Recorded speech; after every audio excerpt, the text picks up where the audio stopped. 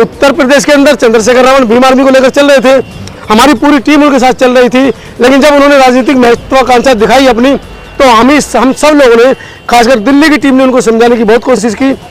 लेकिन लगता है कि उनकी महत्वाकांक्षा बहुत आगे बढ़ने की थी कि सामाजिक, अगर आप परिवर्तन लाना चाहते हैं तो सामाजिकता की तरफ बढ़ते रहे। राजनीति करने के लिए बहन जी है, एक बड़ा चेहरा हमारे पास दलित समाज का है, लेकिन शायद उनको समझाने वाले लोग, उनके आसपास के जो लोग थे, उनको समझा नहीं पाए और उन्होंने राजनीति की तरफ आगे कर लिया। चंद्रशेखर रावण आज जब कभी भीड़ करते हैं, कहीं अपना आंदोलन करते हैं, तो आप देखिएगा उन आंदोलनों में 12 साल से लेकर 20 साल तक के बच्चे वानर सेना की तरह कूद कूद कर सबसे आगे आते हैं और वो कहते हैं हम चंद्रशेखर भाई को प्रधानमंत्री बनाएंगे, हम मुख्यमंत्री बनाएंगे। अरे भाई, पहले अपना वोट तो बनवा लो यार। आप बहुजन समाज पार्टी की रैली में जाकर देखिएगा, आपको 15, 16, 17 साल के बच्चे नहीं दिखाई देंगे, क्योंकि माननीय बहन जी का आदेश है, माननीय काशीराम साहब का आदेश है कि जो पढ़ने लिखने वाले बच्चे और राजनीति से दूर रहे। अगर वो भीम आर्मी को साथ लेकर चलते हैं, आजाद समाज पार्टी और भीम आर्मी के झंडे आपको दोनों दिखाई देते हैं, तो इसका क्या मतलब है? अगर आपको राजनीति करनी तो राजनीति रखिए, भीम आर्मी को अलग छोड़िए। बहुजन समाज की सबसे बड़ी शेरनी उस साथ ऐसे जाके मिल लेंगे, सड़क चलता आदमी है कोई। माननीय काशीराम साहब ने अगर किसी महिला को उत्तराधिकारी सौंपा, डॉक्टर अम्बेडकर 50% की भागीदारी की बात करते थे महिलाओं के लिए, अगर उस महिला का प्रतिनिधित्व पुरुष वर्ग स्वीकार नहीं कर रहा है बसपा के अंदर, तो भाग जाओ भाई।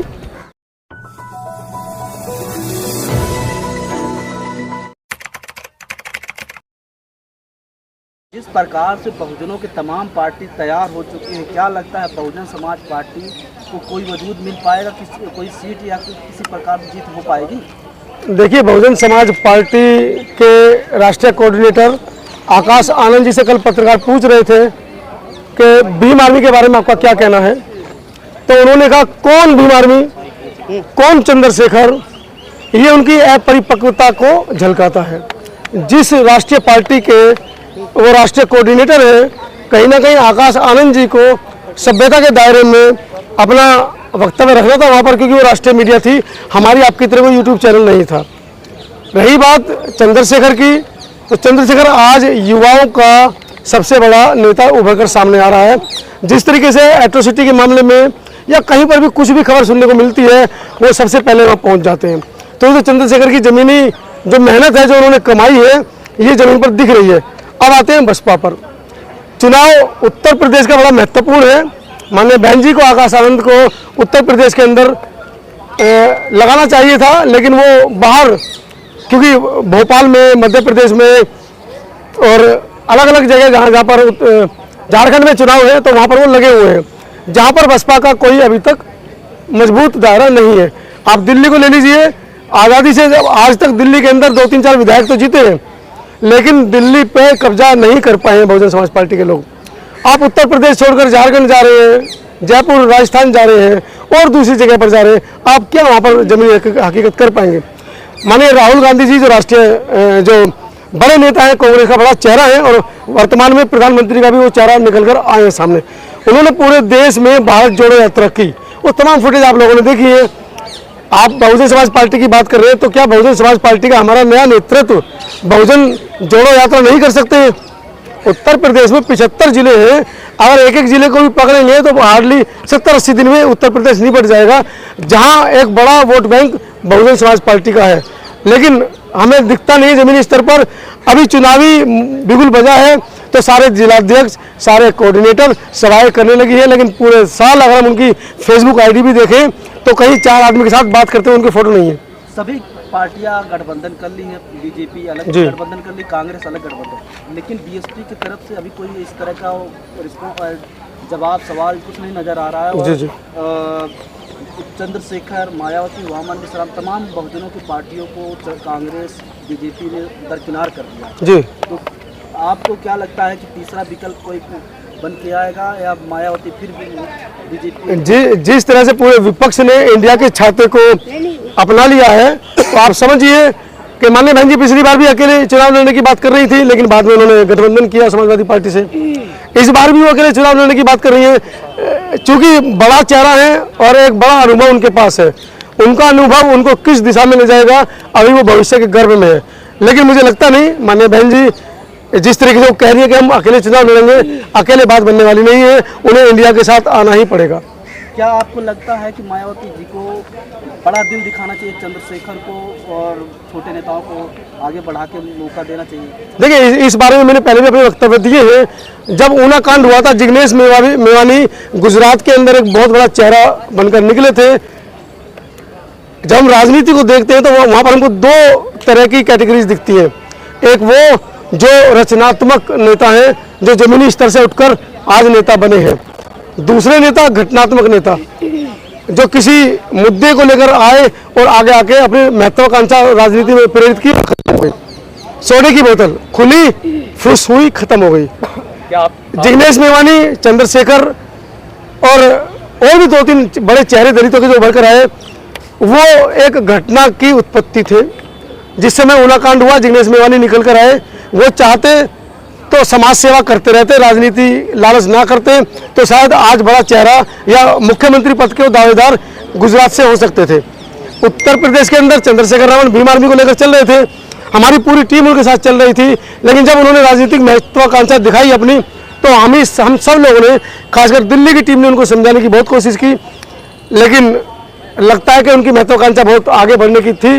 वो चाहते सामाजिक कार्यक्रम करते रहते, सामाजिकता में आगे बढ़ते रहते। जैसे कि मनोहर काशीराम साहब ने भी कहा है कि सामाजिक अगर आप परिवर्तन लाना चाहते हैं तो सामाजिकता की तरफ बढ़ते रहे। राजनीति करने के लिए बहन जी है, एक बड़ा चेहरा हमारे पास दलित समाज का है, लेकिन शायद उनको समझाने वाले लोग, उनके आसपास के जो लोग थे, उनको समझा नहीं पाए और उन्होंने राजनीति की तरफ आगे कर लिया। चंद्रशेखर रावण आज जब कभी भीड़ करते हैं, कहीं अपना आंदोलन करते हैं, तो आप देखिएगा, मैंने 10 बार उनके आंदोलन कवर किए हैं। उन आंदोलनों में 12 साल से लेकर 20 साल तक के बच्चे वानर सेना की तरह कूद कूद कर सबसे आगे आते हैं और वो कहते हैं हम चंद्रशेखर भाई को प्रधानमंत्री बनाएंगे, हम मुख्यमंत्री बनाएंगे। अरे भाई, पहले अपना वोट तो बनवा लो यार। आप बहुजन समाज पार्टी की रैली में जाकर देखिएगा, आपको 15, 16, 17 साल के बच्चे नहीं दिखाई देंगे, क्योंकि माननीय बहन जी का आदेश है, मनोहर काशीराम साहब का आदेश है कि जो पढ़ने लिखने वाले बच्चे और राजनीति से दूर रहें।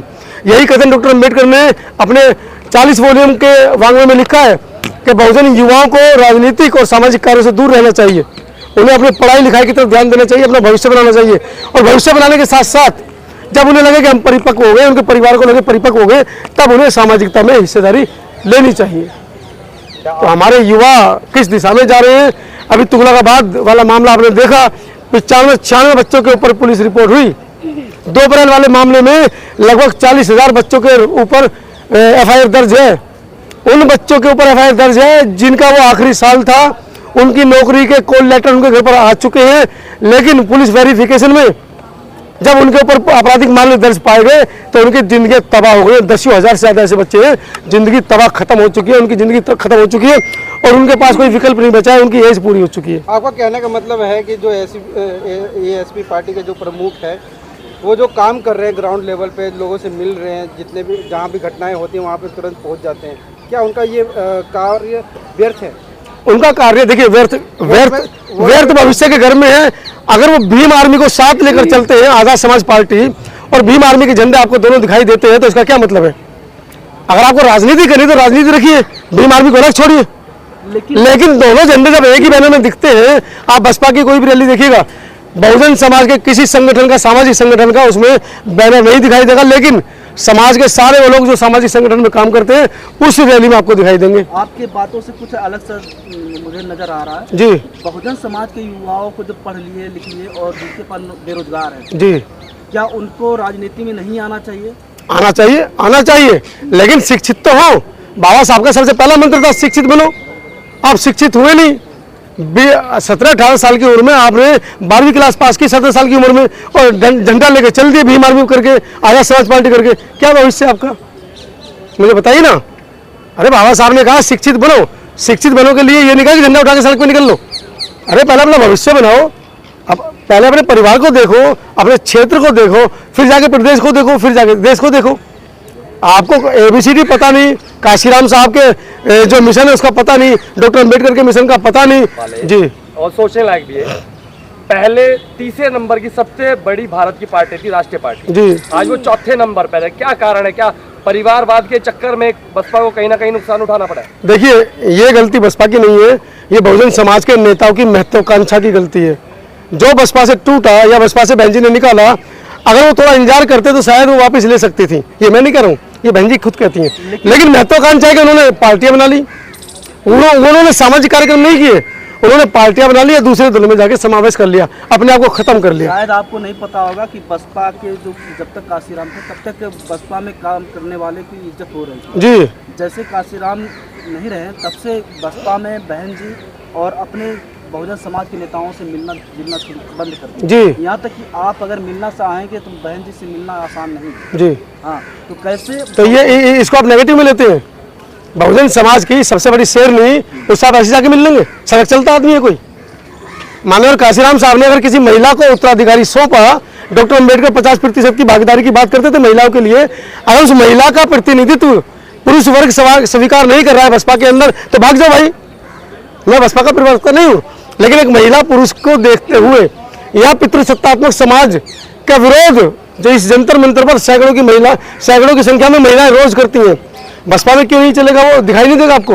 लेकिन पार्टी के अंदर बहुजनों की वहाँ पर कहाँ, बहुजन समाज के लोगों को कहाँ इज्जत है, कहाँ वहाँ पर? कौन कह रहा है इज्जत नहीं है? किसने कहा आपसे इज्जत नहीं है? सुजीत सम्राट वर्तमान में जो आजाद बहुजन से उसके भीम आर्मी के प्रदेश प्रभारी रहे, आज बहुजन समाज पार्टी के अंदर वो केंद्रीय प्रभारी हैं। क्या उनको नहीं दिया गया है? बहन जी ने युवाओं को योगदान दिया नहीं दिया है? नहीं किया जा रहा। तमाम कार्यकर्ता बीएसपी के चप्पल घिस गए उनका बसपा का प्रचार करते करते। जी नहीं, आप बताइए, झंडा ढोए दलित, मार खाए दलित, आंदोलन करे दलित, और जब राजनीति करना हो तो किसी और को बना दिया जाए, तो इस पर क्या भाई आप मुझे मैं आपकी बात समझ गया हूँ। आप मुझे एक बात बताइए, एक क्षेत्र के अंदर अगर 60% वोट सवर्णों का है और वहाँ पे हम एक बहुजन समाज का व्यक्ति खड़ा करने के, वो जीत पाएगा? क्षेत्रवाद का मानते नहीं मानते? क्षेत्रवाद की राजनीति भारत में होती है नहीं होती है? तो माननीय बहन जी ऐसा नहीं है, जहाँ पर दलित वोट ज्यादा है वहाँ पर दलित समाज के लोग भी खड़े होते हैं। जहाँ महिलाओं की संख्या ऐसा लगता है कि महिलाओं की पलटा भारी है, महिलाएं भी खड़ी की जाती हैं। और जहाँ लगता है कि स्वर्ण समाज का ही वोट हमको चाहिए, तो माननीय बहन जी स्वर्ण समाज के लोगों को भी वोट देती है, टिकट देती है। इसमें कहाँ संशय कहाँ है बताइए? हालांकि मैं फिर आपको बता रहा हूँ कि मैं बहुजन समाज पार्टी का प्रवक्ता नहीं हूँ, लेकिन जिन लोगों से मिलते हैं, जिन नेताओं से मिलते हैं, उनसे जो सुनी बातें, क्योंकि हम साक्षात्कार भी लेते हैं, लोगों से मिलते भी हैं, बात भी करते हैं, तो उसका जो कंक्लूजन रिजल्ट निकल के आता है, उसके आधार पर ये सब बातें मैं आपके सामने रख रहा हूँ। बाबा साहब के नाम से तमाम दुकान चल रहा है। आपको नहीं लगता है तमाम पार्टी बन गए, तमाम दुकान चल रहा है? आपको नहीं लगता है कि ये वोट बांटने की बहुत बड़ी साजिश है? देखिए, जिस मनुवाद को हम गाली देते हैं, जिस बीजेपी आरएसएस को हम गाली देते हैं, हमें उससे सीखने की जरूरत है। जब सामाजिक काम करने होते हैं तो वो अलग अलग लाखों संगठनों में काम करते हैं, लेकिन जब वोट देने की बारी आती है तो वो राजनीतिक रूप से कितनी भी पार्टियां उनके पास, वो सिर्फ बीजेपी को वोट देते हैं। यही चीज़ हमको हमारे नेताओं को समझनी चाहिए। आप छोटे छोटे दल बनाकर बेशक काम कर रहे हैं, लेकिन जब राष्ट्रीय चुनाव होते हैं, लोकसभा के चुनाव होते हैं, तो आपको एक सूत्र में मिलकर, एक धारा में मिलकर एक साथ होने की जरूरत है। और कहीं ना कहीं देश की राष्ट्रीय पार्टी है, उसके हाथों को भी आपको मजबूत करना चाहिए।